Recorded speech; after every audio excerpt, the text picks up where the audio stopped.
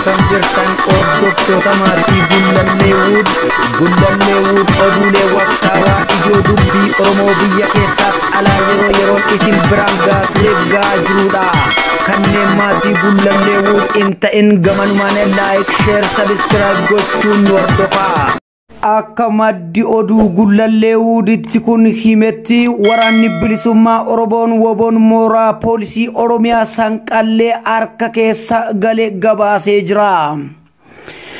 Injifannoo waraana bilisummaa Oromoo Koonyaa Ba'aa Gurraandhala 7 2021 woboon Koonyaa Ba'aa Cibbirraan Gola Odaa Eda Galgala Araddaa Aramaayaa Bakka Sharf Kaalidii fi Gobeellee jedhamutti aleellaa humna weerartuu irratti gaggeessan 35 battalatti yoo ajjeesu 5 ammoo booji'ee hedduu madoon adabuu fi meeshaa hedduu hiikkachuu ajajaan onichaa beeksiseera.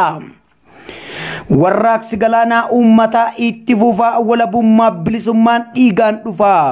Oduu injifannoo waraana bilisummaa Oromoo woboo zoonii kibbaa godina Gujii lixaa Gurraandhala 7 2021 waraanni bilisummaa Oromoo zooniin woboo kibbaa godina Gujii lixaa Cibbirraa madda albuudaa buttaa baddaa magadaa fi buttaa malkaa soddaa waliin ta'uun guyyaa kardhaa 2/7/2021 ganama keessa naannoo sa'aatii 3 irratti diina maqaa sakattaa woboo jedhuun bobbaateen kan dirqamni meeshaa guddaan baasuqaa jedhamu itti kennameen kanaan dura irraa hiikamee deemtanii waraana bilisummaa Oromoo woboo harkaa deebistan malee hin deebi'inaa ajajni jedhu karaa ajajoota isaaniitiin itti darbe guyyoota 7 bosona bulan turan arraaxxee leenca bosona waraana bilisummaa Oromoo keessa galuun meeshaa biraas galii gootee namni 12 du'aan adabamtee jirti.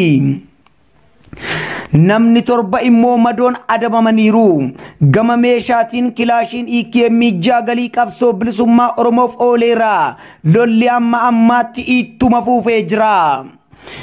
Hidhamtoonni siyaasaa Oromoo mana Kidaa Qaallitti jiran kanneen galmee obbo Jawaar Mohammad jalatti himatamanii jiran guyyaa 11ffaa diddaa nyaata lagachuu kan itti fufan yoo ta'u hidhamtoonni zoonii 8ffaa keessaa gariin miidhamanii gulukoosii fudhachaa jiraachuu maatiin Gullalleewuditti himan. Akka maddi oduu Gullalleewud kun himetti hidhamtoota siyaasaa Oromoo zoonii 8ffaa jiran keessaa obbo Daawud Abdataa fi Boonaati Billee guyyaa kaleessaa dadhabanii kan kufan yoo ta'u sa'aatiiwwan dheeraadhaaf bakka kufan utuu hin kaafamin turanii dhumarra tajaajila wal'aansaa doktora dhuunfaatiin argataniiru. Akka miseensi maatii hidhamtoota bakka sana ture himetti doktorri fayyaa battala gaggabuu hidhamtoota kanaa dhaga'anii bakka sana qaqqabanis poolisiin mooraa mana Kidaa doktora dhuunfaa seensisuu diduudhaan turtii sa'a tokko booda akka seenu taasifamee ture. Hidhamtoota siyaasaa kanneeniin alatti gaazexeessaa Mallasaa Dirribsaa fi obbo Dajanee Xaafaa sadarkaa hamaarra qaqqabuu isaanii maddi keenya kun eeruu nuuf himeera. Manni Kidaa Qaallitti zoonii 6ffaa keessatti kan argaman obbo Jawaar Mohammadii fi obbo Baqqalaa Garbaa dabalatee Hamzaa Adaanaa akkasumas Shamsaddiin Xahaa haala yaaddessaa himuu fi namatti ulfaatuun guyyaa 11ffaa nyaata lagatanii deemuu fi dubbachuu dadhabuurra qaqqabuu isaanii Gullalleewud odeeffateera. Miidhaa fi gidiraa kana hundaaf saaxilamanii hidhamtoonni siyaasaa Oromoo kunniin amma gaafiin isaanii deebii argatutti ammallee cichoominaan diddaa kana kan itti fufu himuunis gabaasuun keenya ni yaadatama. Oduu amma nu ga'e. Humni waraana Suudaan daandii qilleensa kaaba Itoophiyaa Umar Laallibalaa Gondarii fi Baardaar xiyyeeffannoo miisaayilaa jala galchuun barame.